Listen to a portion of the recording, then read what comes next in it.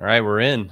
Welcome to episode 28 of Unverified. And I asked the boys to let me start the show tonight because I just wanted to start us off by saying, holy shit, are the Colts good? We're back, baby. Danny Dimes or Indiana Jones, whatever you want to call him, I don't care. But I'll tell you what, we're back. I believe in blue. The Colts are good. The Colts are going to win. Go Colts. Nay. I can't wait. A little bit more pessimistic about. I'm leaving. I'm out of here. We're a damn racing show, for Christ's sake.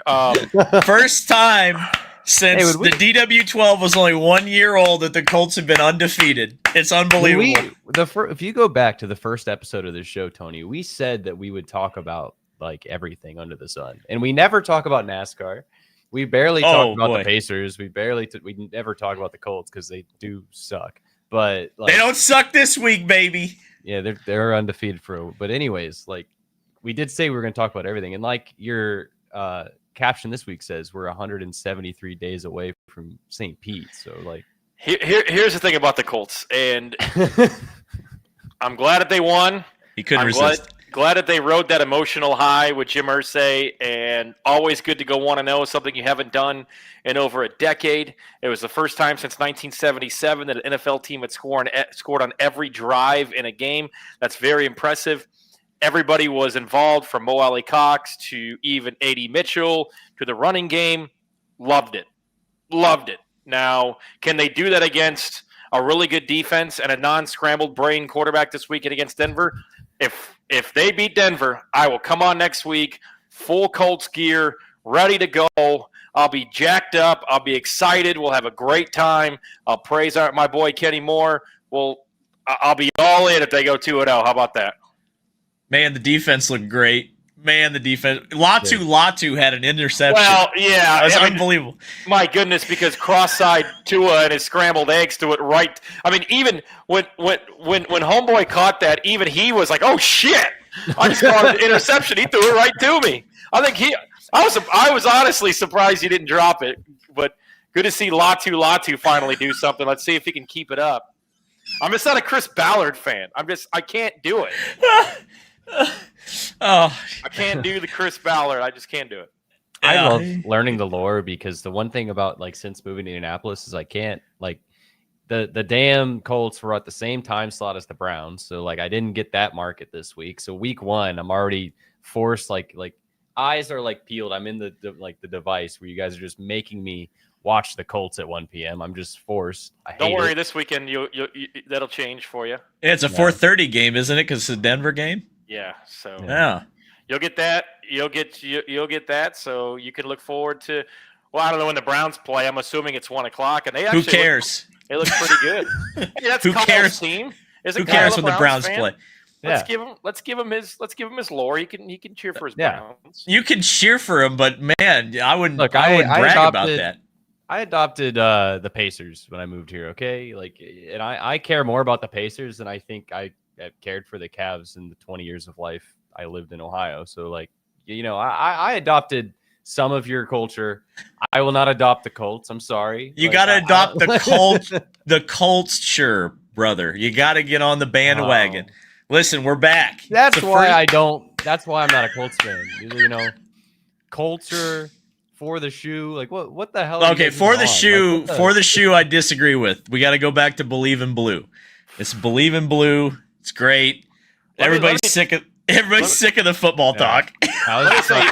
Let me say two things about the marketing at the Indianapolis Colts. And you know me, I love to go after the marketing of things. Yeah. The person who came up with hashtag Chuck Strong eventually got a promotion because of that, and eventually became up with for the shoe, which I think is – I don't like blue-collar gold swagger when the Pacers did that. I sure as hell don't like for the shoe. I mean, that is so bad. Like for the boss this year, okay, great. But we're just taking the same sentence of marketing and just putting something else in there. So, what's it going to be next year? For Arch? It's just – well, not at this rate. Not at this rate. Arch is staying anyway. The Colts aren't going to be drafted number one. I'm telling you. They're going on a run. Danny Dimes is going to take us to the promised land. Yeah, They but won't like, win 8 games. has anybody watched Arch like recently? Like he's terrible. He 2 did weeks, not look terrible. good against Ohio State, and he's probably going to come back because he's not going. He would probably take a pay cut to come here or to come to the NFL wherever he landed. All right, I guess we'll talk a little racing. Yeah, we should. Yeah. Okay, can I say 2 things about racing right now? About racing? I can't say 2. Oh, okay.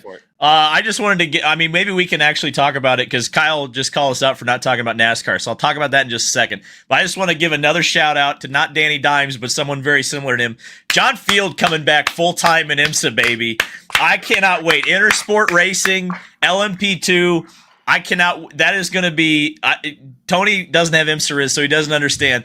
But 2008 ALMS is my damn Roman Empire. I think about 2008 ALMS an unhealthy amount, an obsessive amount, in fact.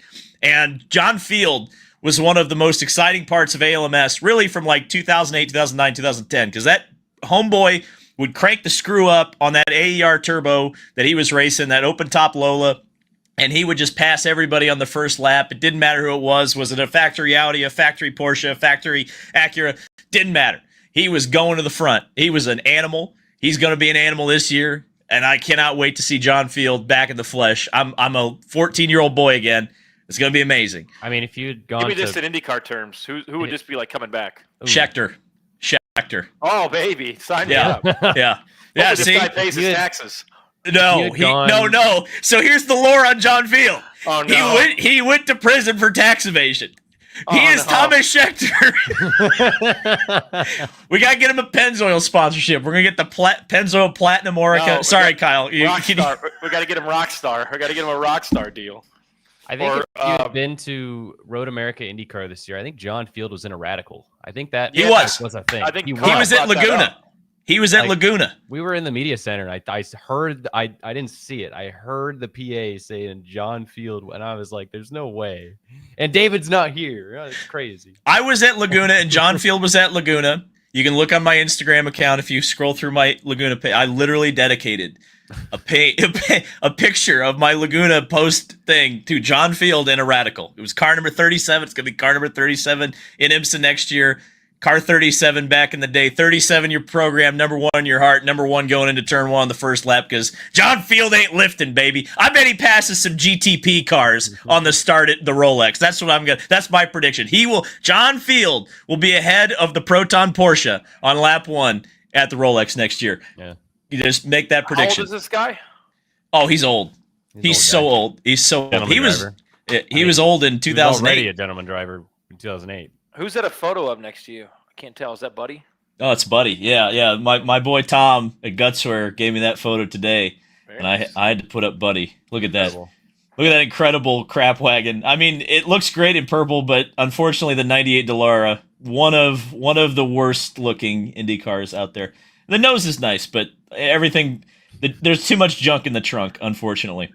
Hey, I mentioned this on X, and if you want to put it in the comments here. I want to know who won your first ever IndyCar race that you went to.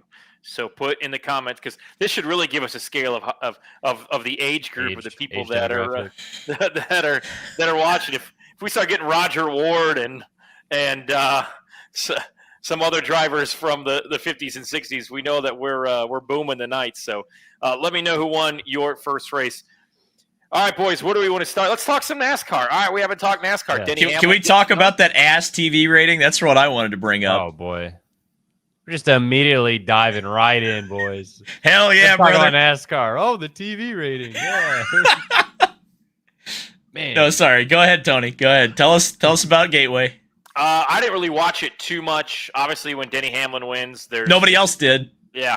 It splits the fan base. This is, however, one of my favorite weeks for NASCAR because you get trucks and ARCA on Thursday, you get Xfinity on Friday, and you get Saturday night, you get the Cup race from Bristol. And I don't think Bristol has quite the same flair as it used to, but it's certainly a lot of fun. Always enjoyed this weekend. Didn't really watch much of it, but Denny Hamlin won, so I'm sure half the people love that and half the people hate it. There was a lot of booing from what I saw. I didn't watch it. I was watching WEC and Coda, having to find a very legal stream to watch that. Yeah, I did that too. I mean, you didn't have to, you didn't have to say that, but I said it was very legal. I don't know. What are you talking about? Very legal. I mean, so I went to the Xfinity race on Yeah, Saturday and then got home at 2 a.m. because, screw going to the Cup race. But you saw Lil Wayne? Lil John. Or Lil John? Not Lil Wayne. The guy who did that's the shots. Window to the wall. Yeah, the sweat dropped down my.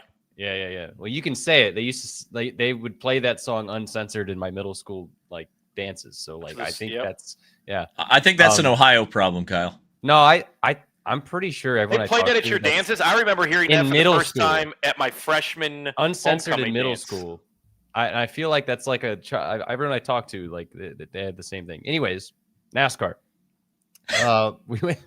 So Gateway was cool. I feel like I have a little bit of perspective on it since I've been to the IndyCar events and the NASCAR events.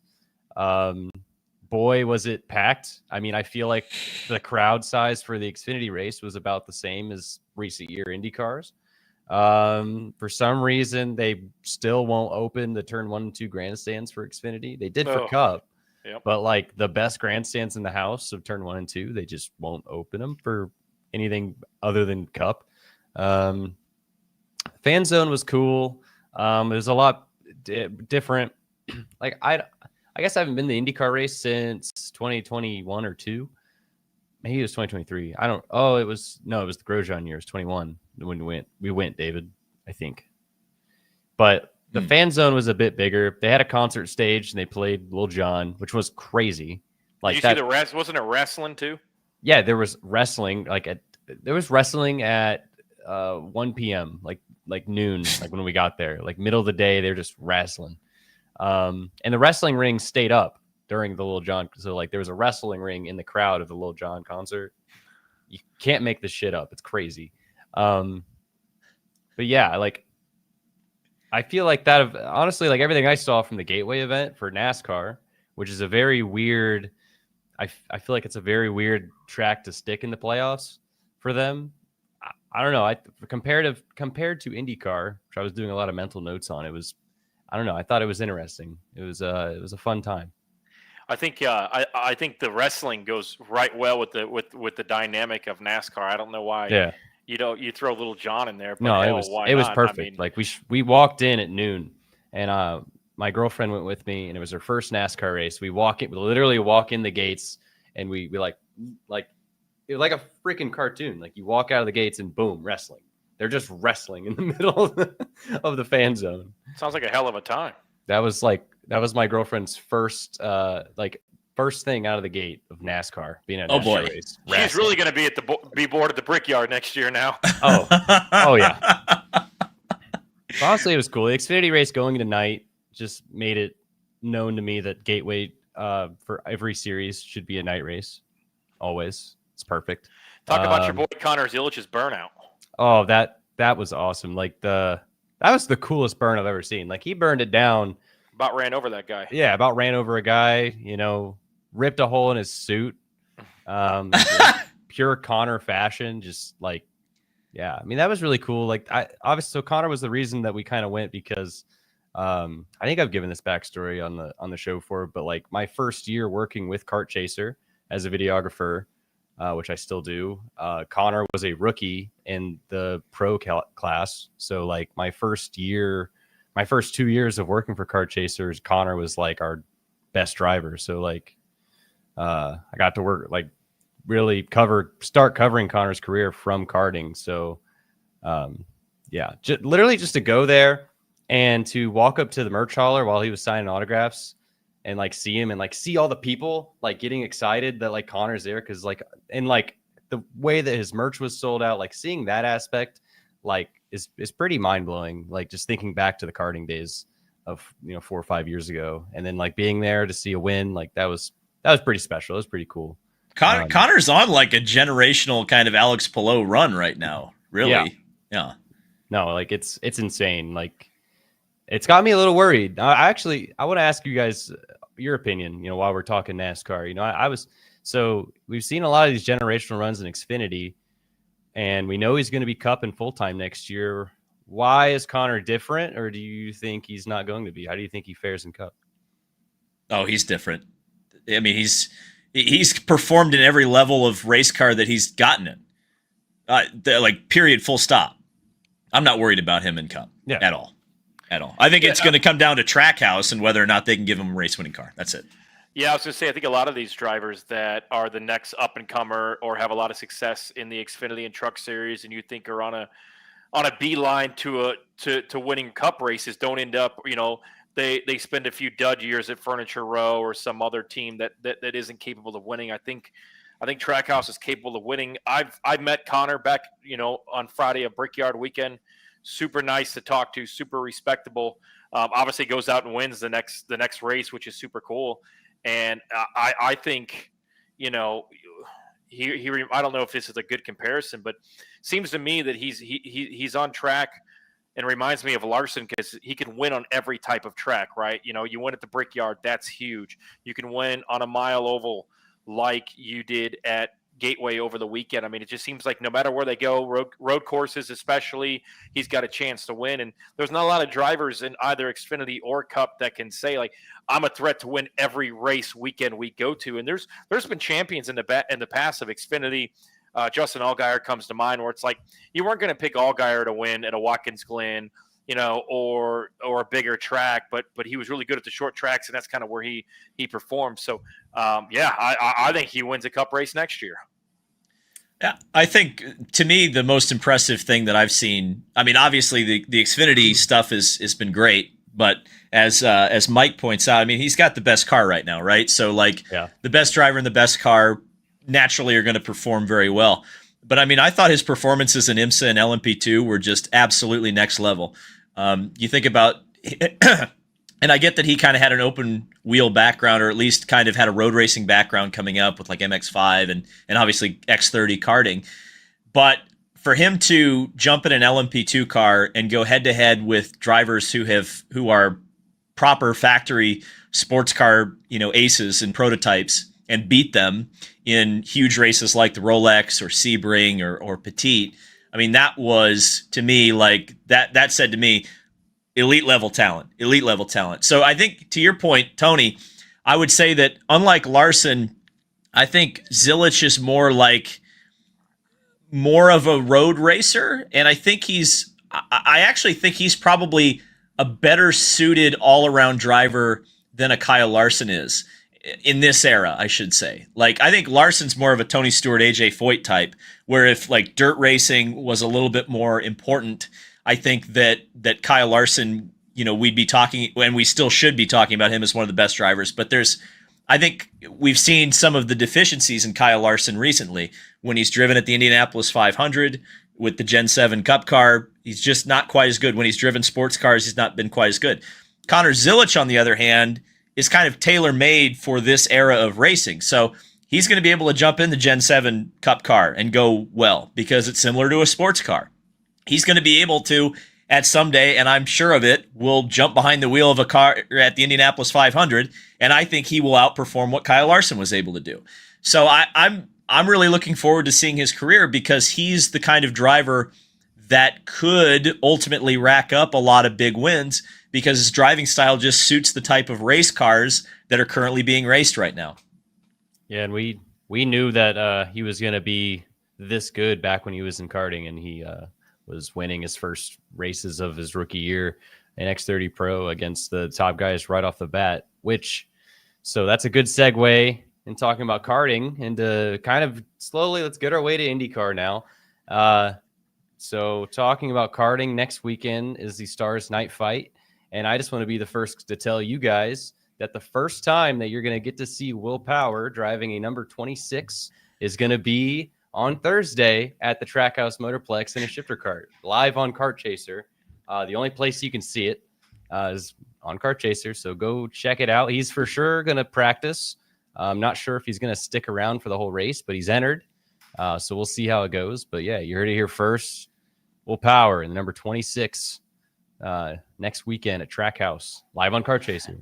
It might be the only time until the calendar turns to 2026 that we see Will Power racing something under the number 26, as Penske did not officially let him out of his contract until the calendar officially turns to 2026, ironically enough. So, they didn't. They told him he was not coming back, but they also told him he can't. His contract is through the end of 2025, which I'm not going to say puts him behind, but there's a big test at the Indianapolis Motor Speedway next month that will not be in a car for. So that'll be interesting to see because Penske, although told him that he was no longer needed, his services are no longer needed at the 12 car. He is not allowed to hop in any other race car on the IndyCar level until the calendar turns to 2026.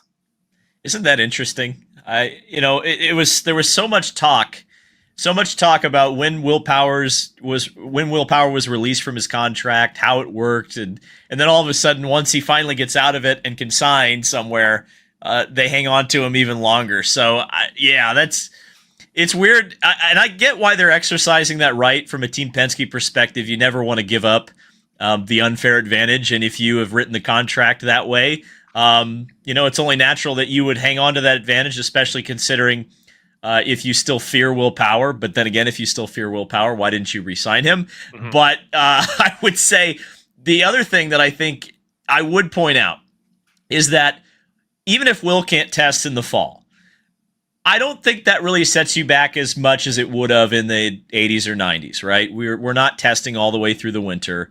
There's not a lot to be gained. The cars are very similar. I get that, from Will's perspective, you probably want to get behind the wheel of the Andretti equipment. You want to feel what a Honda V6 feels like because you haven't driven one of those before.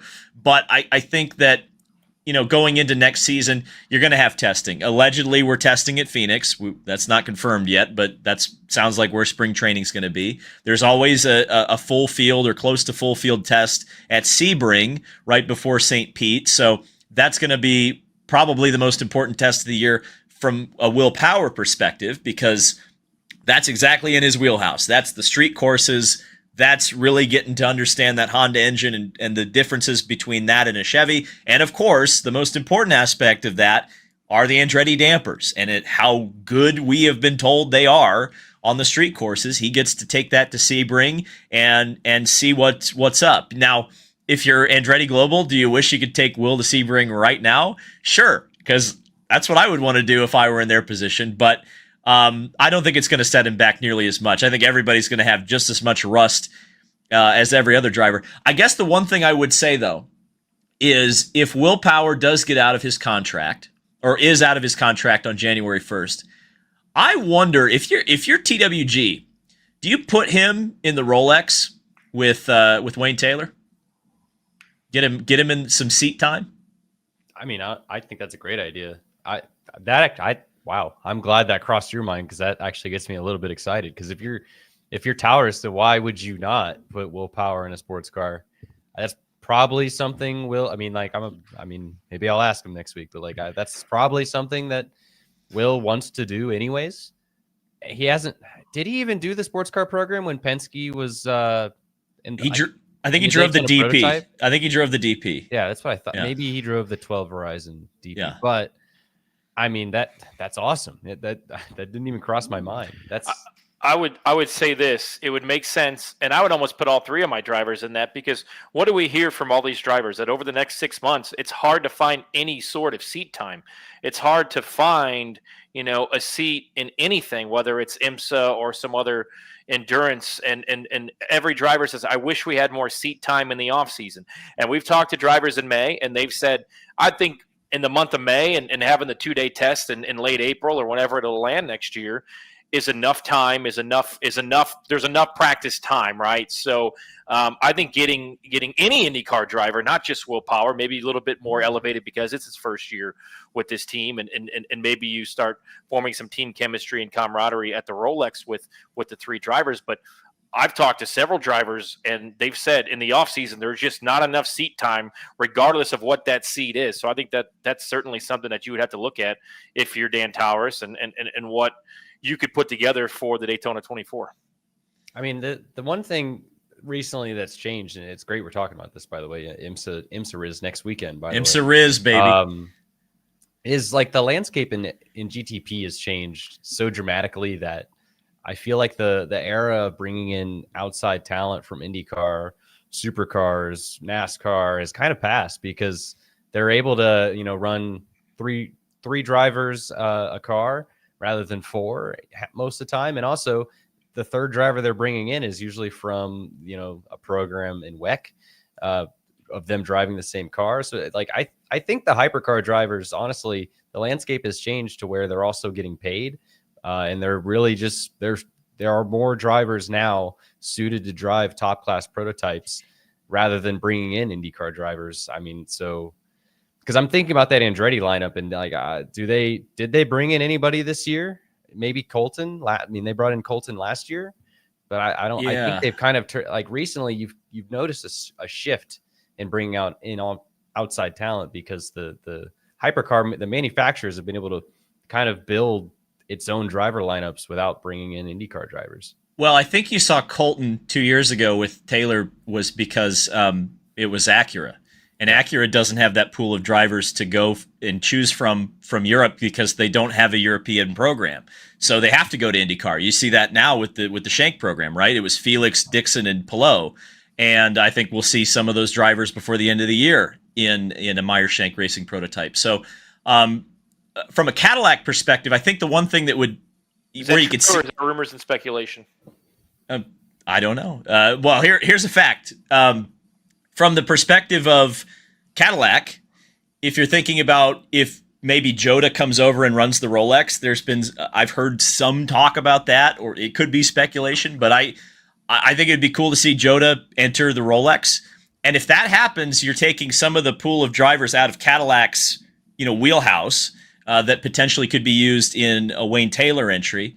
So if you've got the seats available, and you wanted to put Will Power in there, you could do it. I'm not saying, who knows? But I just threw that out there because I think it's an interesting thought experiment. And it's a way to get Will Power seat time, way to get him acclimated with the team, a way to use him right off of the bat. And I'm sure Will Power wouldn't mind going up against the Penske Porsches, if, of course, the Penske Porsches come back, which is a whole nother IMSA silly season thing that we may talk about later on. Kyle, I do want to ask you a Zoomer question, by the way. Okay. Before I forget. These. Every week. Love these. I need to ask this because this has been bothering me because I literally saw none of this on social media, but I heard about it. And I just need to understand. I need to understand, Kyle. Why is it controversial to say that Pato brings in women to IndyCar? You're putting this on me? You need to explain this because I don't understand why it's controversial. It's factual. Yes, Pato brings in females. What is wrong with that? Why is that controversial? Explain. Because I believe that it's controversial, to say the least, to say that women only watch motorsports because they think a driver is attractive. No one's saying that, though. I think that's it's insinuated. It's the way it's insinuated. So Alex Rossi saying thanks Pato is enough to insinuate that they're only watching him because he's attractive. Yes. It's the Casey Kane factor. I mean, there was a lot of people a lot of ladies that, I mean, I had friends that loved NASCAR and they chose Casey Kane as their driver because they thought he was cute. I think I don't think that. What's wrong with that, though? If that is the choice, I think the best response on this topic, honestly, Ali said it best. Women like the sport for the sport and not just because of the men. But it's the fact that that they insinuated it. I think some people saw it's a lot of. There's also a lot of times, like, to give them the benefit of the doubt, that sometimes a clip on social media that is 60 seconds long gets shown, and then that blows up, right? Like I've had that happen a couple times with kart chaser things and other social media things with you, David. And sorry, I was looking at Clippy. What did I just get accused of? Ask Clippy. Things get insinuated, and I mean, I don't know if I think for sure that Rossi and Hinch, and I don't think they're bad dudes who think that's wrong, but I do agree. I don't think I think insinuating that women only watch racing because of attractive men is, I think that's wrong. I think that general scape is wrong and honestly pretty hurtful. But But I don't necessarily think I think it's more than just the fact that Pato's handsome. I think that he is young, he's charismatic, he has a personality, he can be flirtatious, he does the wink to the camera, and you know what? If a female is drawn in because of that and stays because she loves racing, great. I think this all got brought up and insinuated because I think it was the Fox ad basically just it was based on the Fox ad that basically I'm trying to find the right word here because sexualize is not the right word, but basically the whole ad was about like Pato in magazines and like looking hot and attractive, I guess, right? Eye candy? Like that was, eye candy. Well, I know what the word is. It's objectifying. Did the ad objectify Pato? Is that where we're going? Is that where we're going? Maybe. So let me, I guess the point that I would say that I guess I don't understand is that he is an entertaining guy. I get that he's an attractive guy, right? Like, I don't think you can totally disqualify that because I think if you put the shoe on the other foot, there were a lot of Danica Patrick fans that really didn't care about how well she did or what kind of a race car driver she. Right, exactly. But that's the reality. You can't just pretend like that doesn't exist. Seen it with Haley Deegan too. Oh, that's true. Yeah. Well, see there, but there you go. You can't. I don't think you can totally like pretend like it's not happening either. It's part of like if you. This is the thing. We talk about, well, you don't market, you don't market, you don't market, you don't market. And then when you market something that objectively works, which is Pato's a handsome dude, charismatic, and oh, by the way, he can drive a race car really damn well. And then you're surprised when women actually respond to that. I don't know. That's a weird, like, I get it because you don't want to imply that women are only watching for the hot guys. I totally understand and get that point. But also, I think there is like an aspect of that, especially if you're looking for like casual or newer fans, that I think that can be an incentive to watch too, or just at least be like intrigued, like, oh, who is this guy? Right? I would like to watch him on Sundays. It's not a bad thing. I do get your point. I get your point because like, you look at the F1 side of it. It's okay that there are a lot of people, and not just women, who watch F1 because of Charles Leclerc or Monegasque Prince, right? Like, that's okay,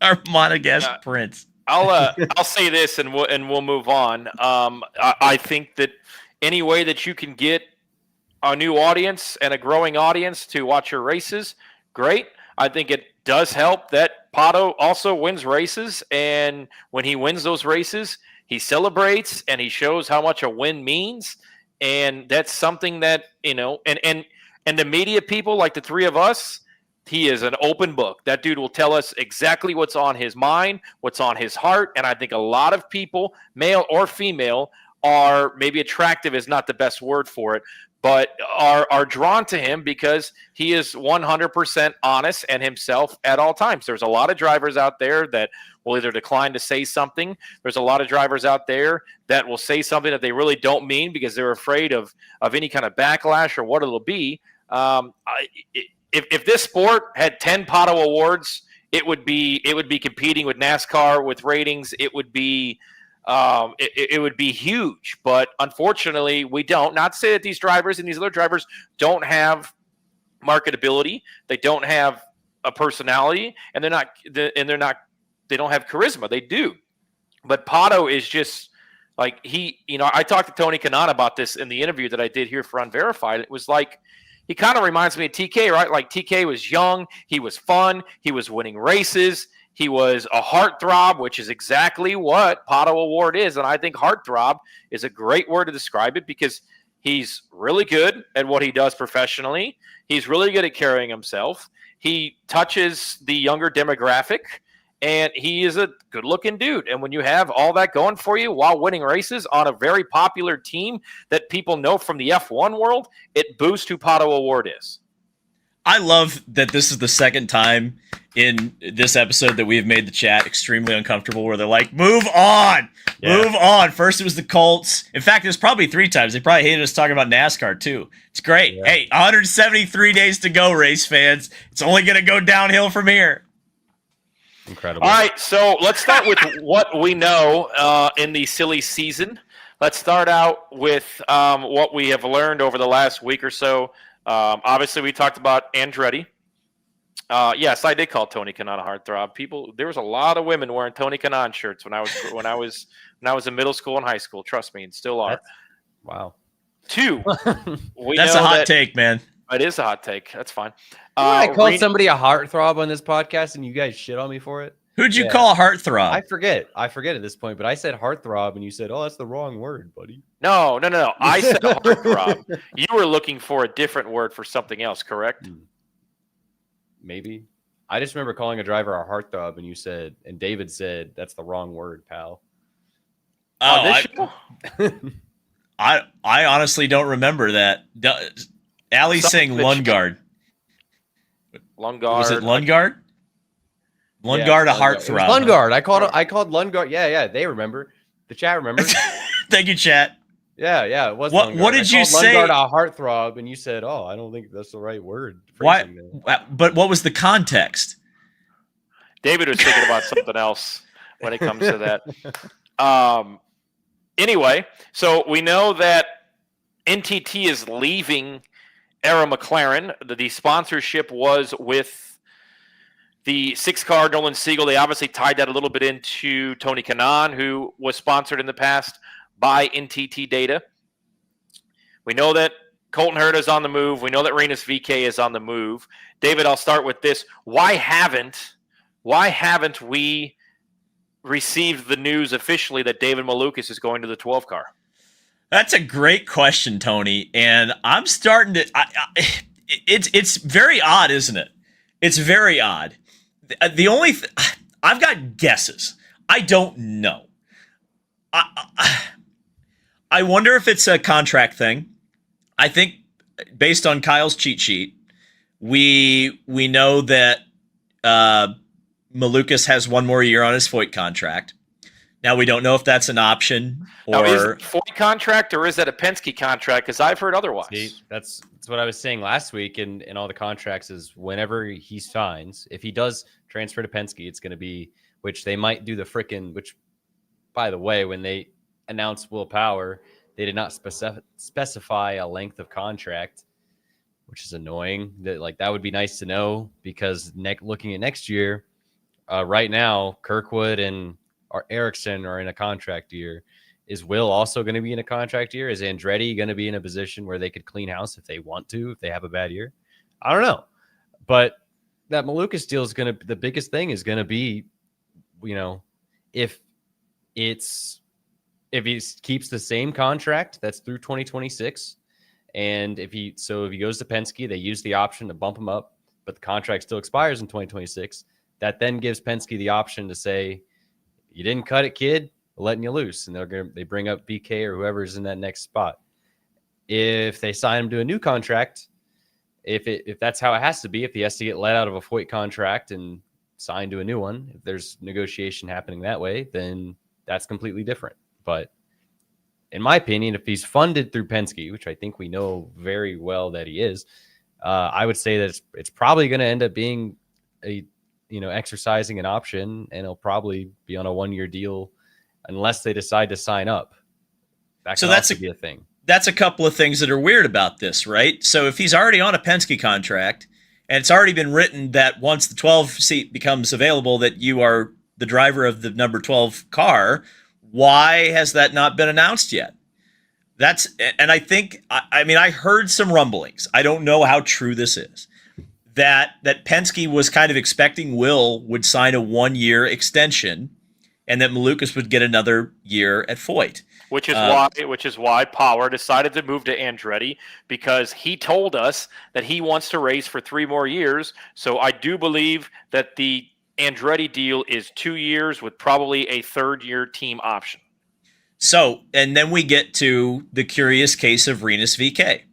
Why would you leave a situation where you were, I wouldn't say like VeeKay was like in the best situation at Coin, but he was at a situation where I think he enjoyed what he was doing. I think he enjoyed the people he was around, and you could clearly see the results were starting to come.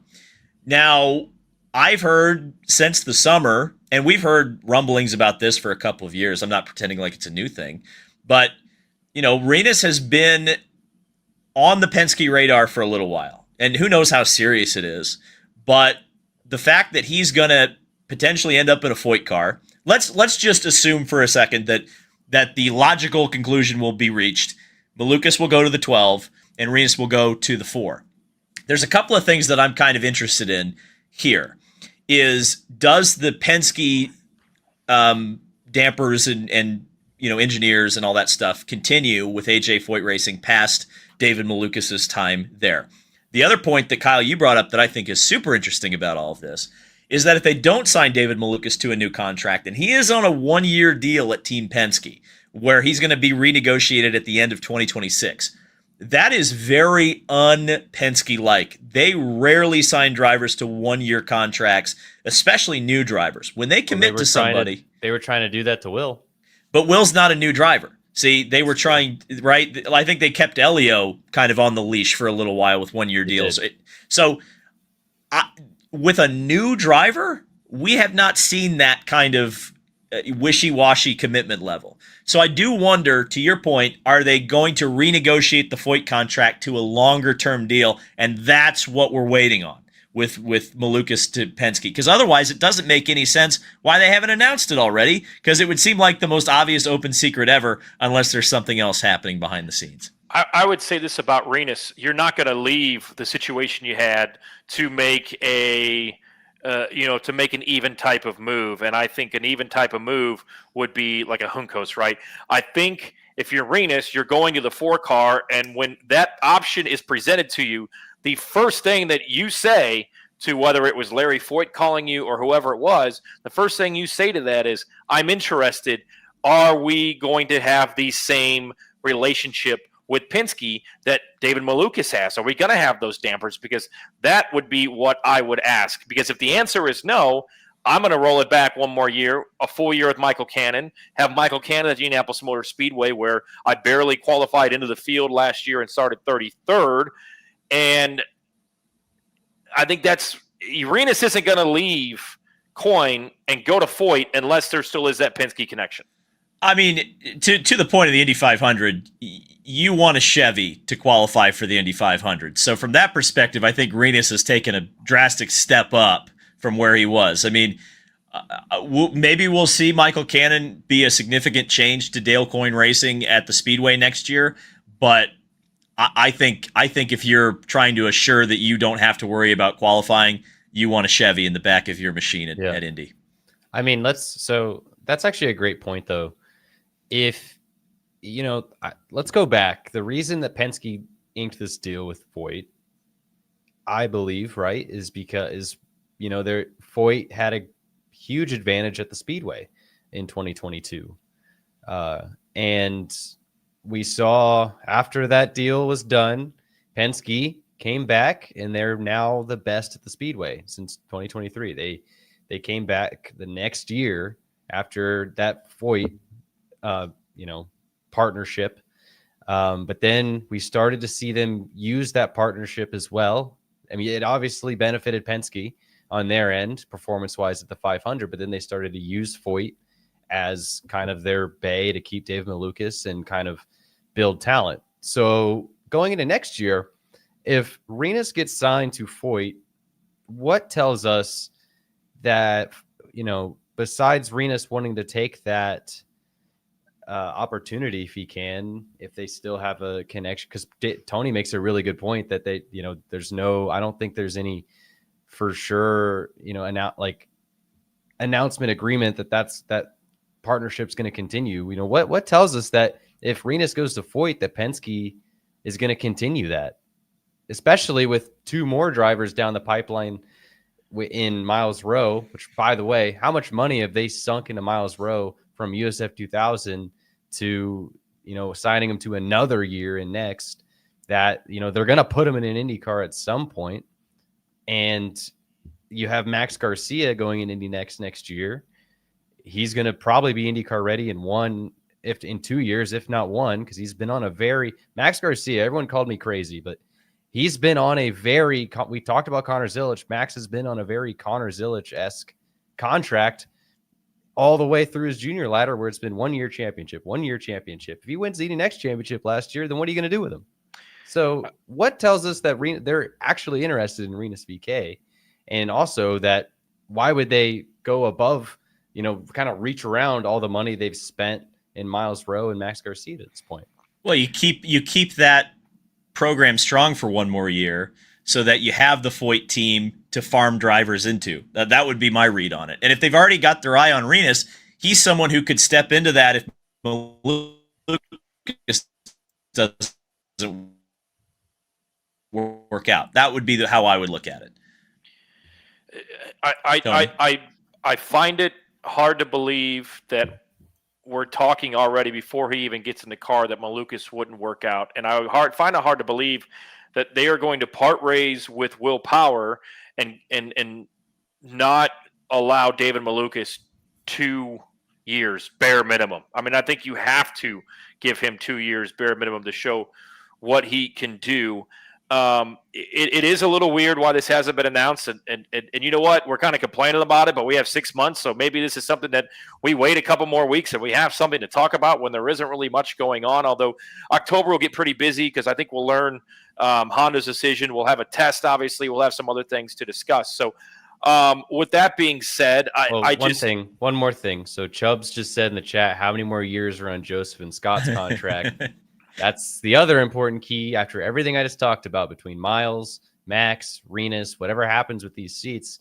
Joseph and Scott are on contract years in 2026. I believe renegotiate a deal for 2027.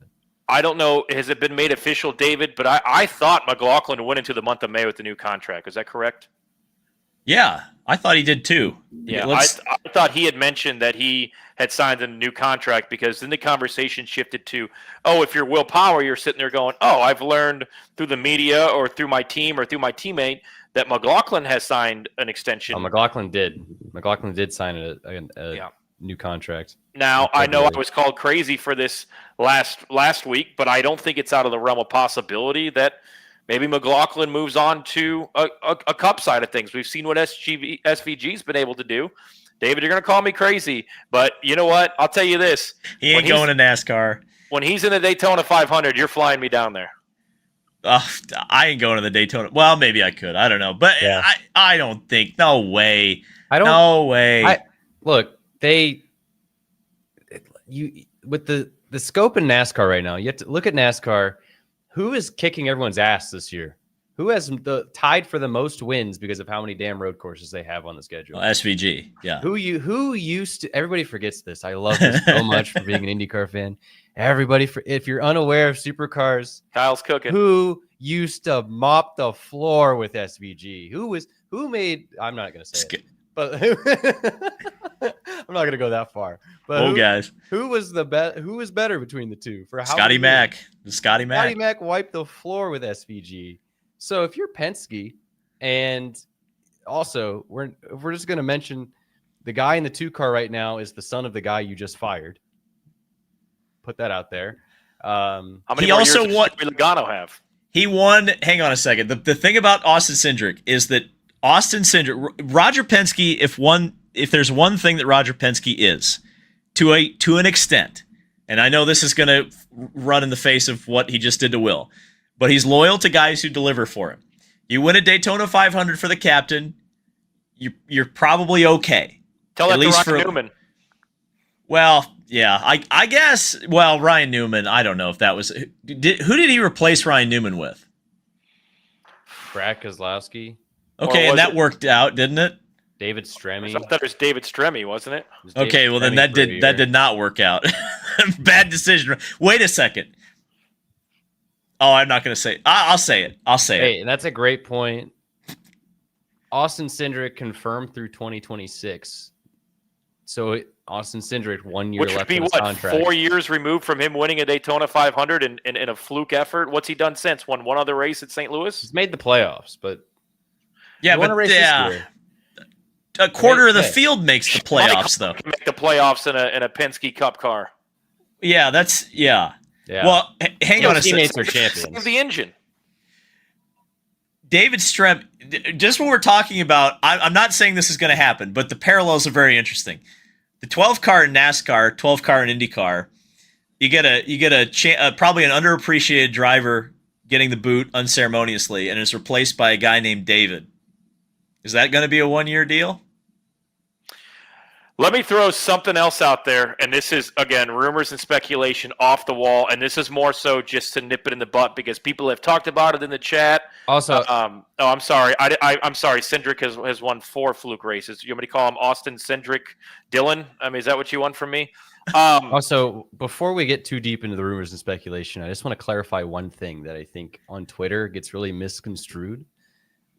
And people who don't like us just strictly talking about rumors. Guys, the podcast is called Unverified. Continue, Tony. Bang! Got him! Would you see any scenario, because people have asked this, there were small rumors of Kirkwood going to Penske. We obviously know that that's not going to happen.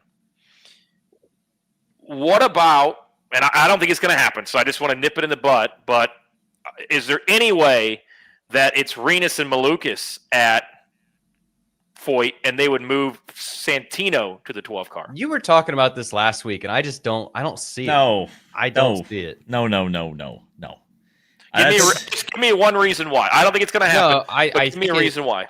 I think statistically it makes sense in the results that have shown in the races. But look, Ferrucci has, he has given himself a reputation over the last couple of years. And I think if you were to go in on a team decision on someone you're going to bring into Team Penske, and if you went to Scott and you went to Joseph and you said, "Who do you want, this guy or do you want Little Dave?" I think they're taking Little Dave. I also think Ferrucci.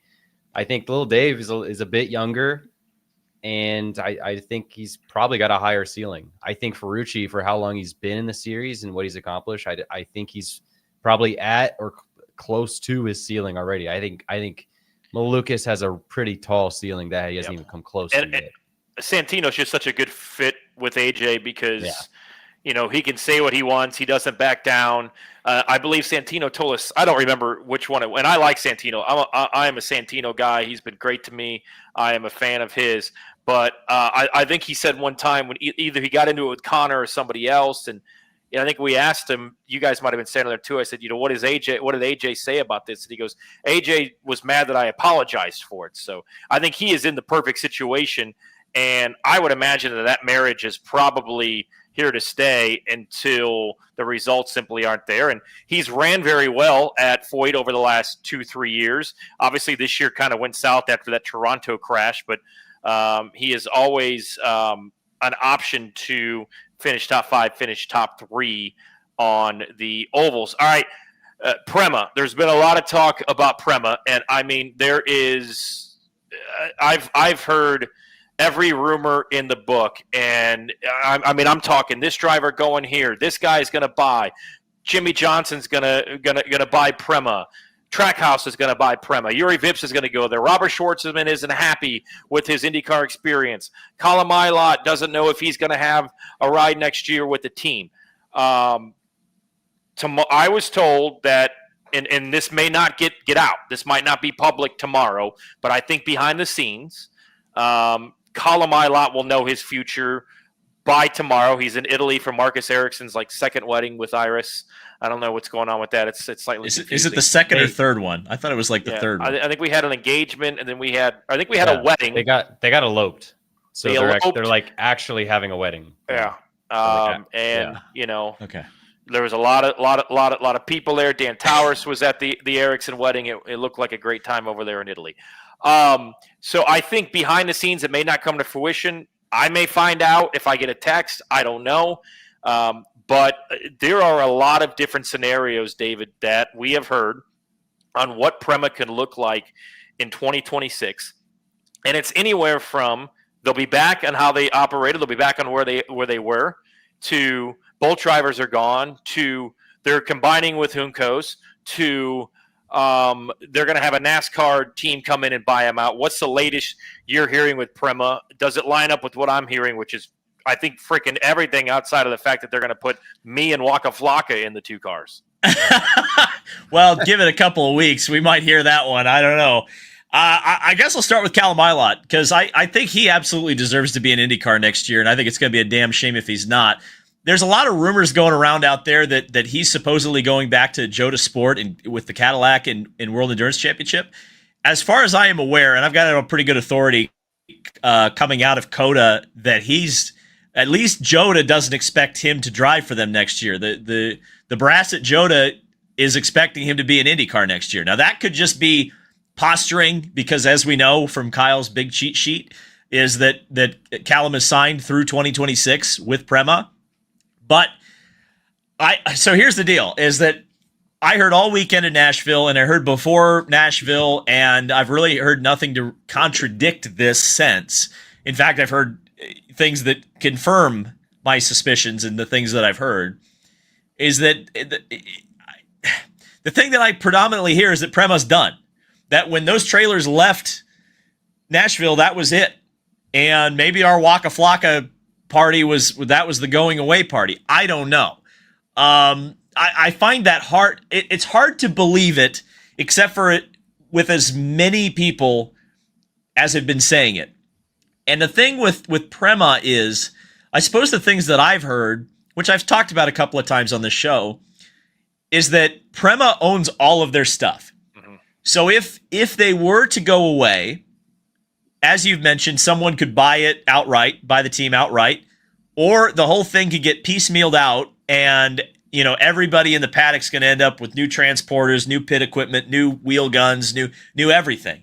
We're not sure. The chassis, the one thing that's not worth as much as everything else, because that's obsolete in 48 months. Well, or less than that, 24 months. But if you think about it this way, if Prema does go away, suddenly you've got 2 Chevy engines that are available. We know there was an extra Honda that went unused last year at the Indy 500. So if you could get a chassis and you're a startup team, or maybe you're a team that wanted to expand last year and couldn't put it together, there are opportunities to do that if Prema goes away.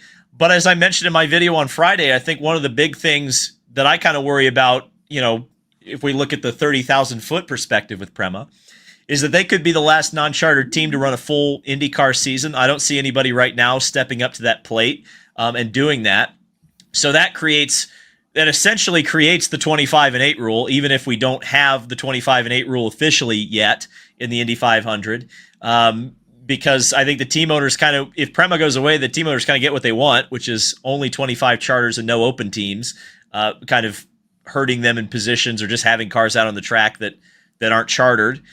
So I think there's a lot of sport implications with Prema and what their future is and where that team might be or what it might look like or who's driving for them next year, that aren't just limited to, are we going to have Prema on the grid next year? It's like, what does Prema not being on the grid or being on the grid, or what form Prema is on the grid next year take, and what does that mean for the future of the sport?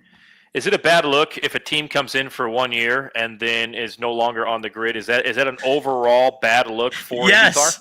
Yes, absolutely. And I think that, quite honestly, Tony, and maybe I think you heard some of the same things when Prema announced that, which I think was in April of 24. I feel like it was ridiculously early. It was a test. One of those things that came up, I remember hearing it from people connected, I guess we'll put it that way, was, don't make us look stupid. Don't announce this and then not show up. And they've shown up. They got a pole at the damn Indy 500. They were a pretty perennial at the end of the season, top 10 contending team. And if they just go away, disappear, gone, it's a tough look. It's a tough look. But I think, again, the way it's going to be spun is that, well, that's why you shouldn't try to run IndyCar without a charter. It's going to become the cautionary tale. And maybe, let's put the tinfoil hat on for a second. maybe they were given enough rope to hang themselves, and they hung themselves as a non-chartered team, and they're going to be the example that every new team owner is going to point to and say, well, we don't want to be Prema. We're not going to try it. We're going to buy someone else's charter to get into IndyCar. I've heard. That's my thought. We've all heard the $40 million budget. I've heard that 21 million, 22 million, 23 million is what it would take to kind of acquire that. You know, somebody that we haven't talked about that I believe has a lot of money and wants another go at IndyCar. You know, there's been some talk about an Andretti Prema merger of some sorts because their buildings are close to each other. Andretti could be going to Chevy, which I think maybe the whole field is probably going to end up at Chevy anyway. But what about a Jacob Abel that has the money that may say, hey, we can buy in. Let's run this ourselves. Colin Milot, we want you to stay. You had some really good runs. We feel like you could help us. Why don't you stay? You know, I don't know if they change the name. Maybe it becomes Prema Abel, Abel Prema, whatever you want to call it. And maybe not at Prema, but where do you see Jacob Abel landing? Because I think he's not being talked about enough because although he does have the money and the budget to get himself back into IndyCar for a sophomore season. Well, there you go. I mean, Jacob Abel is kind of a wild card in this offseason for the exact reasons you mentioned. Money's not a problem. And really, if you look at Abel Motorsports, talent's not a problem if they were to go out and do their own thing. I mean, kind of going back to my point, if you want a Chevy at the Indy 500, they qualified pretty easily in the Indy 500 in 2023 when they had R.C. Anderson. That chassis, by the way, is owned by Prema now, just throwing that one out there. So, it's an interesting thought. And I think Jacob Abel is going to be a very important part of the silly season at some point because I would be surprised if he doesn't land anywhere. I think that there were some unhappy feelings about how things went down this season with Jacob Abel. I mean, obviously, if you look at the performance, that was not there whatsoever. If you get back in a situation where you have a car that you've had some experience with, if you get a Chevy engine back that you have some experience with, and if you just went out and bought Prema, I'm not saying I personally, I've not heard that being an option. This is just me going, it would make some sense. If Abel went out and bought Prema, you've essentially got a ready-made IndyCar team. And if Schwartzman doesn't want to be in the United States anymore, you could send him packing, put Jacob in the car, and then have Callum be the teammate. And I think that would be a really intriguing two-car operation going forward. Of course, the question is if you're Abel or anybody that wants to buy that team, are you willing to run as an unchartered entry? Are you willing to not have a shot at the leader circle? Can you produce the sponsorship that can cover off that risk cost? I mean, if you look at the Abels, they did bring in a huge sponsor with Miller Brewing Company. If they could convince Miller to jump on, and again, I'm just totally speculating right now. But if you have the opportunity, you have the clout to be able to do that, you can pull a big company like that, and you can convince them, hey, we can have, let's call it Miller American Racing or Miller Abel Racing, right? Like, how cool would that be? Yeah. So that's just an idea, right? I think there are opportunities where Prema, in some form or another, could end up on the grid. But yeah, I think Jacob Abel is going to factor into the silly season. That's for sure. And I'm not sure how much it is or how much of a dent, so to speak, into what you would pay. But having Abel Motorsports down the side and a promotional and advertising tool for your company, I think can also play a factor into maybe they don't need exactly as much sponsorship as what anybody else coming in would need to kind of to fill those gaps. And I know there's a couple drivers in Indy Next as well that are sniffing around that have the money, that have been in Indy Next for a couple of years, that may want to talk to a Brian Reinbold for the Indianapolis 500. They may, I know of one driver who was with Andretti this past year that has the money to fund an IndyCar season. It's just about finding a landing spot and somebody who will take that money. So we'll see what happens with Prema. I mean, there's so many different things. I think the two biggest things still to come in this offseason, David, you can take this where you would want, is obviously the schedule. And is Honda going to come back and be in the fold for the long-term future of IndyCar? I was told today by a source that I think would know that there has been discussions in musical chairs, so to speak, in the 2026 schedule that could land Laguna Seca as the final race of the season, which there was a smaller rumor that they better not do, of a Fox wanting a 3-race playoff, which would set yourself up for a Nashville, maybe a Washington, D.C. street course, and a Laguna Seca finale, which I think would suck personally. But I don't believe the three-race rumored playoff, as much as I do believe that they would move the season finale to Laguna Seca and have it in California. Now, I think it should always be on an oval. I don't want it to leave Nashville. I think it's a great place to end the season. It's a good time. Yes, you're 40 minutes away from downtown Nashville, but I think it's a good competitive race. What are we hearing on the schedule? When will this come out? And is it more likely we'll be in Washington, D.C. next summer? Is it or Mexico, or maybe both? My God, Tony's swinging heavy here. We got a lot to go over here. So Honda, I mean, there's nothing else that I can really add to what I talked about on Friday. It's the decision's imminent. I imagine we'll know. Well, at least they'll know, and then we'll see when the rest of us find out about it. When they tell Marshall.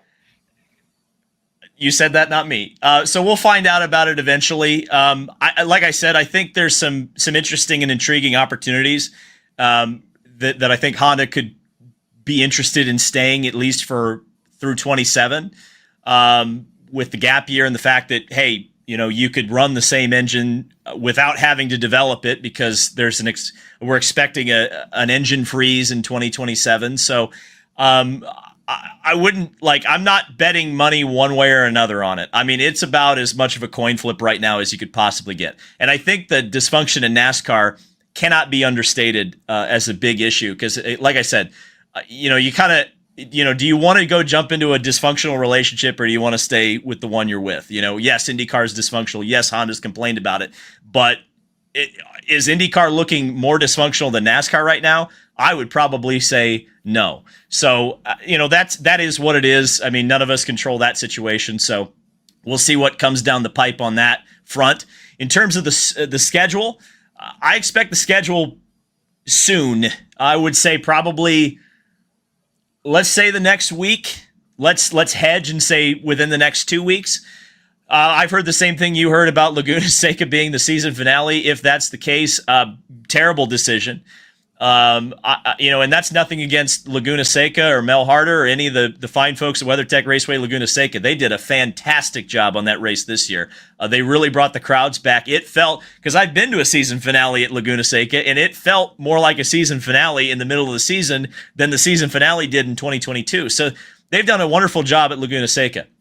But I think the reason it's a terrible idea is we tried that already. I don't think it would really be, let's say the championship did come down to the last race and Pato and Palou were going at it. You wouldn't have had the same battle that you had at Nashville between Pato and Palou. And I think from a television perspective, it's very hard for me to be convinced to finish anywhere but an oval. I think it's just more exciting. I think Nashville works. Even on the oval. I know the other two in this call and a lot of other people disagree with me on this, but I think from the perspective of, I love the oval. I love being at the oval. That is well, right, but I understandably you can't kind of wine and dine and party the same way for a season finale that you could if it was the street course or if it was in Laguna, California. Which is exactly what a season finale, in my opinion, should be. Like the season finale should be like the party. It should be like. I think it should come off as the celebration of the entire season. Like it needs to be a party. It needs to be a special event. Okay. And I was just gonna say this because I like as you're saying all this, like it's making me kind of realize like IndyCar has not found its home for the season finale really ever. Like when I was, I'm gonna make you feel old. When I was 10, 12 years old and we were going to Fontana every year, that was awesome. Like that, we don't have Fontana anymore, unfortunately. Well, we talk about date equity, and it seems like we have something that works at the end of the year, which is an oval Nashville race. Why let it go? Well, I agree. I think for the short term, yes. I think we should stay at Nashville. I think it works. And we haven't really seen the championship battle yet. Like, we got a little bit of that 2 years ago with Palou and Power. But I think, I'm telling you, you want to, because yes, it is important to an extent. And boy, oh boy, Kyle, I understand your argument, because you're arguing for our poor, burned out husk of an industry where people just want to have a good time after the season's done. I'm not just talking about the industry either. Like, I think that the season finale, the last race of the season, should be a celebration where all the fans can get together too, and we can plan a vacation at a race, and not just we're going to it. Like, you can go to a motor race all year, but I think for a finale of a season, of a year, I think the event, the location, and the overall event, and the effort put into it by the series and everyone in the TV and everyone, it should be a party. It should be a celebration. So that was like kind of my argument last weekend on why I think downtown Nashville would be better. Like, it should be an event. Like, we should go in on Thursday and we should have cars ripping burnouts down Broadway and people, drinking and yelling. Like, it should be a thing. Like, we should be we should be doing pre-race, post-race coverage live from Broadway, like with a stage in the center. Like, we should be doing everything for the season finale. It should be not just this is a championship. Like, usually it should be a championship fight, but it shouldn't be like normal. It shouldn't be a normal motor race that you go to. It should be a parade, and you take the car, you put it on the back of a truck or a hauler, and you take it up and down. And you wait. Well, it would certainly be a parade if they race on the streets of Nashville and try to shoehorn Broadway into it. I mean, okay, there's two things I want to say, and then I do actually want to say something about Washington, D.C. To your point, Kyle, I do agree to an extent, but here's the deal: you are arguing I think, and I don't believe that you are arguing for this, but you're not going to find that in Laguna, California. That is exactly. No, I'm not. I'm absolutely not. No. So my only argument for the oval in Nashville is that, yes, you're going to have a lot of fans that will travel from the Midwest to go see the season finale. I think that's what we want. I think you've got to keep, at least for now, while IndyCar is what it is, right? Like, I would love if IndyCar had just as many fans in California as they do in Indiana. But that's just not the reality right now. You need to keep the season finale somewhere close where someone who maybe was interested in the Indy 500 or follows casually throughout the year can go. And Laguna, California is awesome. What a great facility. What a great part of the country. I don't have a problem with anything in Laguna, California. It's an awesome place to go see a race. It is not the place to have a season finale. It is not the place where you're going to get a big crowd. It's not the place where you're going to have the energy or the vibes or the race, and most importantly, the race. Believe it or not, the race still matters. I get it from the people who are there. They want to party. The people in the industry, they want to have a blow-off at the end of the season. I totally get that. That's why the banquet should be in downtown Nashville a couple of days after the race. Then everybody will be able to stay, have a good time, no problem. But here's what matters. You have to be able to put on a hell of a show. And right now, from a television audience perspective, and by the way, the TV partners bought into the series, so until you can show me a race at Laguna Seca that looks as visually spectacular and as exciting and has the kind of racing that we saw this year at Nashville and last year at Nashville, you've got to consider TV. Right now, TV is what matters the most. And if you can put on a spectacular race on TV and have a good TV rating, especially if the championship comes down to the last race, that is what's most important right now. So an oval, especially a high-banked oval like Nashville, is going to give you that product more often than you're going to get that at a Laguna Seca. Simply said, you're not going to get 1 million viewers if the season finale is at Laguna Seca, whether or not the championship has been decided when you roll into there for that season finale. 100%. So, I understand the arguments. I even understand, because again, it goes back to the argument we had last week. I think there's a lot more they could do at the Oval to make it feel more like a celebration, an exciting event. 100%. Absolutely. Rejects and do that for you? Well, but it's not like, to me, a concert, like, I'm just not a concert person. Just not a concert, especially at a race. But I think there's some things that you could do that are exciting. I mean, I really missed the driver intros from last year's Nashville race. Did they do that this year? I don't think they thought did. That was sick. Look, I think so. You know, we'll let you get to Washington, but I think what we all kind of come to an agreement on here is I was not arguing for Laguna Seca at all. I think that's a terrible idea. No. I think everyone feels that way. And I agree with you that Nashville is the perfect place. I think that's where I was arguing last weekend. It's you know, there's a thing happening at Broadway where you can go have fun and see, you know, but it's just 4 or 5 hours away from Indianapolis. So the core audience can easily get down there and it feels like a little getaway. I think what we all agree on, though, even though we might disagree on where it should be and different things, is the last race of the season should be special. It is more than just any motor race on the calendar. I think that the last race should be a celebration, and there should be an incentive to go, because I'm a nerd, right? Like, if you I've been to 2 or 3 season finales, and it sticks out in my brain. Like, oh, I've been to a season finale of an IndyCar race, but like, to anyone else, like, it doesn't really make a difference, and it should. You should be able to go to any casual fan and be like, have even a casual know that, hey, it's a big deal to go to the season finale of an IndyCar season. Like, so David, we need to do something that's above a normal race, right? Are we looking at, if this is happening or this is being discussed, can we read between the lines a little bit here that Scott Borchetta may say, hey, we're washing our hands of this, we're going to walk away from this? Because he is the one that wanted his last season, his race, the last season of the year, he wanted it to be still, he didn't want the points race to already be decided. Yeah, I mean, I don't think that's totally, because I guess I understand, because Java House is a big sponsor. They're an invested sponsor. They're excited about Laguna Seca. Laguna Seca is energized and whatnot. Like, I think like, from an objective promotional standpoint, I think that they would do a great job in Laguna Seca. And yes, right now, you not only have an identity crisis in terms of Nashville as a street race or as an oval, but then you have a promoter's identity crisis where Scott's promoting the downtown and Penske's promoting the oval. It is a little disjointed. I completely agree. And to Kyle's point, I would love to see everybody get on the same page again and really push it and make it feel special. I think that's absolutely, I mean, to me, I think that the Nashville race should feel like a crown jewel. I don't think it doesn't feel like a crown jewel right now. I just don't think it has enough history right now to be able to, like, make it feel that way, right? Like, I think there's still a couple more years where we can really, start to have that conversation. But, the whole playoff thing, I don't believe that is happening, at least from what and again, Tony, you and I have had conversations with people really high up the food chain.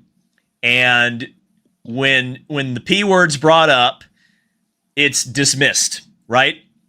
And so I do not, as well, and the drivers as well. The drivers do not want playoffs. Well, but the drivers, we know this. The drivers are not going to make that call, right? Yeah. Like, I appreciate that the drivers speak out. Like, that's awesome. Please keep speaking out. I appreciate that team owners like Chip Ganassi are not afraid to tell you that that's not a good idea, right? But at the end of the day, you're talking about, people in vests or maybe not wearing vests, right? Making those calls. And the good news is that most of those people aren't really convinced that that's a good idea. So I'm going to continue to stick with the idea that playoffs are not coming to IndyCar. It doesn't make any sense. Culturally, it doesn't line up. And more often than not, you don't need a playoff format because you do have 2 or 3 drivers going into the last race of the season with a mathematical chance of winning the championship. It's been an anomaly that we've had the season wrapped up a couple of races before the championship. In fact, this year it was the first time since 2002 that that's ever happened. So again, what we've seen now are anomalies. Like, chances are next year when we get to Nashville, when we get to Nashville, it'll be a race for the championship. Now, the path to Nashville is the part that we're not really sure where it's going to go yet. The thing with Washington, D.C. versus Mexico, because Adam Stern reported that was kind of where it was headed, was the question mark of which of these two races is going to be on the schedule for next year. Now, what's interesting is there still seems to be confusion on if Mexico will be on the schedule next year. But the thing I did hear today, which for now I'm going to believe, is that maybe Washington, D.C. is more of a 2027 thing than a 2026 thing, which would make a lot of sense because, we're getting down to it, and it's less than a year now, and presumably this would be a street course of some description, or at least a temporary course of some description. And as we said last week, there was at one point a temporary course at RFK Stadium. Half of it is gone. It doesn't exist anymore. So you can't just move in, put some barriers up, and throw some fencing up and have a racetrack. You would have to plan all of that. And at this point, that does not seem realistic. No matter how much Fox or even the Washington, D.C. would help you out with that, it seems unrealistic.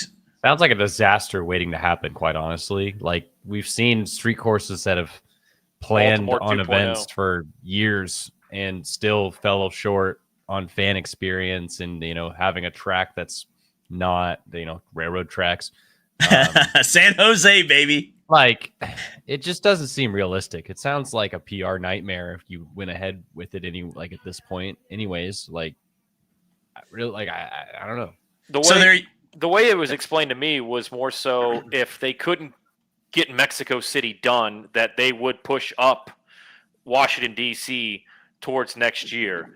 Can you do it this quickly? You probably could, but like you said, are you at risk of making this a horrible event, an event that fans don't want to attend again? How many times have we seen an opening of a bar or an opening of something and it just gets so much bad press because they have done nothing but rush and tried to, put things together on such a short notice. So we'll see. We're all just waiting. This all goes away whenever the hell they decide to put this schedule out. There's going to be a lot of people in town this time next week because the end of the season banquet is at the Indianapolis Motor Speedway next Tuesday night. So there's going to be a lot of people in town discussing some things. Maybe that's around the time we see the schedule come out, but I certainly think we'll see it in the next 2 weeks. Well, and I guess that would be my final point on all of this. And obviously there's talk about shuffling the events that are already currently on the schedule. I hope they don't do that from a date equity standpoint. It just doesn't make any sense to have Laguna as the season finale and move Nashville up or move Milwaukee or, whatever. I think you need to keep at least some of the races close to where they were on the schedule last year.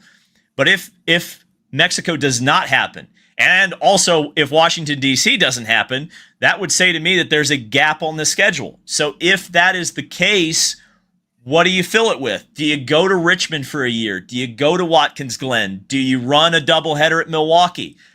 These are the kind of questions that I would kind of wonder. Or do you just leave the schedule at whatever it would be, 16 races? I hope that's not the case. You get the Harvest Grand Prix back, my guy. Let's not do that. I had someone suggest today, it was kind of a conversation. It wasn't like anything legitimate, but it was like, I was having a conversation with someone today, and they were like, the season finale should be at the IMS road course. And I'm like, I don't hate that, but you can't run there two times a year. you just can't. You got to pick one. You don't hate that because you don't want it to be in May. You want May to just be for the oval. Well, yes, I do, but I see the logic and I see the idea. In fact, that was one of the things that the Boston Consulting Group suggested that I didn't think was the worst idea in the world, is that when they suggested the road course race, they weren't insane enough to put it in May. They said make it the season finale, which, that would really be an event. But again, you've almost established a tradition now with the Indy GP, so you almost don't want to move that because then you once again ruin. David, we literally talked about this during the GP this year. We did. And why that was a bad idea. It would be too damn cold. It's already getting chilly out. It's already getting chilly this time of year. It's already Canadian hoodie in the afternoon. Could be a good race. But it'd be nice. Can we do another we were sitting on the mounds. We were sitting on the mounds. We should do that. We would be great consultants. But we were sitting on the mounds at the GP. There were people shirtless throwing frisbees and drinking beer because it was hot out for the first time in 2025. And I looked at David and I said, this is why GP in May. It's warm. Everyone's having a good time. We I would looked all be around. miserable in October. I would not be miserable in October, but I 58 in October, and we're in hoodies, bundled up on the mound. That sounds fantastic. That sounds so cozy. There'd be an IndyCar race. I'd rather be October, shirtless, throwing frisbees and drinking beer. I don't care. Could it be this weekend? Could it be the end of August? I mean, it could be. It's doable to not have to do it in October and still be your season finale. I mean, I think the IMS road course race is the most overlooked race on the schedule anyway. Yeah. Well, obviously. I've been to cold GPs like 2016. Remember that? That was terrible. Yeah, that was tough. There's been some cold, wet, rainy ones. Yeah, but Connor Daly went on his Linsanity run on that race. That was awesome. Just being cold at an IMS road course race is just awful, man. I hate it. I have flashbacks to 2016. It sucks. I hate it. Yeah. Cody's got a great point. We're talking all this about Laguna. I liked Laguna this year because you guys were all sweating your ball sacks off in Indianapolis, and I was in Laguna, California, wearing my jacket going, this is great. I don't mind the cool weather. I mean, as long as it's just not, super ridiculously cold. But again, we talked about that 2016 GP. That's the same weekend it's always been with the GP, and it was super stupid cold. I don't know. I get it. I do get it. But to me, I don't mind being a little bit cool at a racetrack. That's all good. And, but to your point, Kyle, I did look around at that GP when we were sitting on the mounds as the race got underway, and I said, you would also... This isn't going away, is it? you would also have a terrible time at a finale GP because you would be there the whole time for an IndyCar season finale, and you would be saying, if only they were going on the oval. That's a David problem, though. May. That's a David problem. I'm probably gonna say that at the IMSA race. So. Yeah, let me ask you this, David. What would piss fans off more? Oh boy, a second oval race at IMS at 250 laps, or lifting the cooler ban, or or banning coolers. Oh, banning coolers. Like, that's not even a question because they go, well, at least I can take my cooler to the July 250 at IMS. Like, that's not even a question. Like, and I get it. I get why that's brought up sometimes, a second oval race at IMS, but like, guys, no. Can we just leave? Like, just, I get, we already kind of like the GP existing already kind of like, you've already kind of ruined it, but we cannot race on the oval twice. You got to make that special. You got to make, you want to bring an oval race back to IMS? I've got an idea. You ready for this one, folks? The Freedom 100. By the way, Indy next schedule isn't out yet. They still have room to do it. They're not going to, but they could. I was just joking today because the Indy Lights car came out on Indy Next car came out on iRacing, and I was joking that the only thing that would kill that race if they brought back the real one. And then I dawned on me that, like, hey, the Indy Next schedule isn't out yet. They could still do it. They could pull a fast one on us. I cannot wait for the save the Freedom 100 at IMS, or race around the circle down Pennsylvania Street around Gamebridge Fieldhouse and bring him back up Meridian. Unless you want to see Devlin DeFrancesco fall into a pothole, I don't think you want to be street racing in Indianapolis anytime soon. Give him a reason to pave the freaking Reds. That's a good point. You know what? Let's just have like a 250, like it could be like the Targa Floria, where they have like a huge circle. Yeah. I want to find this comment, but someone did comment that we should do 500 miles around 465. Yes. I thought that was awesome. I thought that was that was incredible. It was Chubb. Chubb said that. Fans can line up in the middle along the wall and along the walls, and you could be on the top of rooftops of businesses that look over 465. I mean, it would be something that makes sense. Somebody asked, Kyle, when's the date for the Save the Freedom 100? By the way, I've still got to come up with that. I think. I mean, last year was in December. I'm probably going to try for November this year. Kyle, this is important. Like I said, we still have to. I mean, I'm running it either way this year. But if they did come out with a Freedom 100 coming back, it would have to be the last one. I said when I started it 5 years ago. Now of how long I said when I started it. Kyle, we need, when they brought it back, and they have not yet. So. We need a date because I invited and got a positive response from a certain Indy 500 winning driver. Oh boy! So we need a date We need a date so I can tell this particular driver that he can do it. Okay. And then there are other names. Like I've been asking around. I've been looking at my Twitter likes on my Indy Lights video. I've seen who's been liking it. So you expect the DM. Expect the DM. We're gonna do it. We're gonna bring it back. Freedom 100, Kyle. Every year. It's just Just need a date. It's become We the need only date thing equity. been the only thing that I've uploaded on my YouTube channel for the past 5 years as well. It's just I put out highlights last year. It's going to be pretty big this year. Last year was a great success, and now we have the Indy NXCar. I'm going to say that over the broadcast. I'm going to keep saying Indy Lights.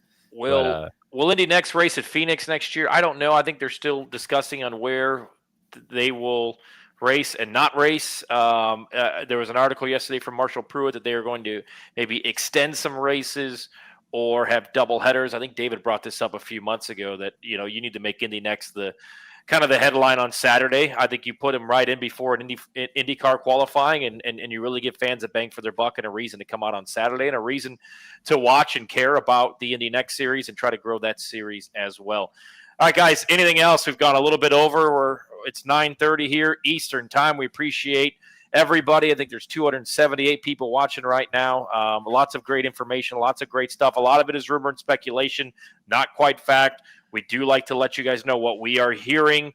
It's not always set in stone. It's not always a done deal, but we let you know on the insights that we are hearing as well. That's kind of why we created this show for you and started it earlier in the season. So the show is called Unverified, guys. Yeah. So there you go. So, it's what it is. And I see a lot of Twitter discourse and a lot of Reddit discourse. And sometimes I think, are they talking about us? Every time if they are, I love it because I always read what they're saying and I'm like, guys, the show's called Unverified. Keep talking. Keep talking. Like, what? It's all good. Keep talking. I think we like talking.